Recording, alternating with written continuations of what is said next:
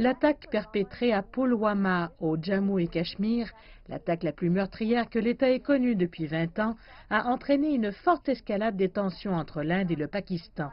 Vendredi, le Premier ministre indien Narendra Modi a accusé Islamabad d'essayer de déstabiliser l'Inde et a déclaré que New Delhi vengerait la mort de ses troupes. Je tiens à dire aux groupes terroristes et à leurs dirigeants qu'ils ont commis une grave erreur et qu'ils devront en payer le prix. L'Inde déclare qu'elle a des preuves irréfutables de l'implication du Pakistan dans l'attaque, alors même que l'enquête sur l'explosion ne fait que commencer. Le Pakistan a rejeté les allégations de l'Inde, selon lesquelles il aurait aidé le groupe Jaish et Mohammed qui opère sur son territoire.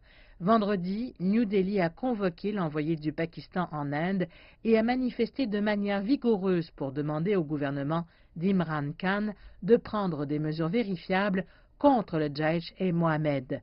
Le gouvernement indien dit qu'il révoque également les privilèges commerciaux accordés au Pakistan en tant que nation la plus favorisée depuis 1996, ce qui aura un impact sur le commerce bilatéral qui s'élève à plus de 2 milliards de dollars américains.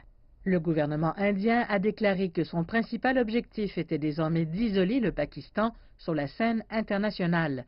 Le ministre indien des Affaires étrangères a commencé à tendre la main aux pays amis, en particulier aux 5 membres permanents du Conseil de sécurité des Nations unies, dont la Chine. Des sources affirment que l'objectif est de faire pression sur le Pakistan, qui continue à parrainer et à habiter des groupes terroristes. Le gouvernement indien espère obtenir des sanctions globales contre Jaish et Mohammed pour voir son chef, Massoud Azhar, considéré par le Conseil de sécurité des Nations unies comme terroriste. Entre-temps, au lendemain de l'attaque de vendredi, plusieurs villes indiennes ont connu des manifestations anti-pakistanaises. Des troubles et des actes de violence ont également été signalés dans des régions du Jammu et Cachemire où l'armée a été mise en attente.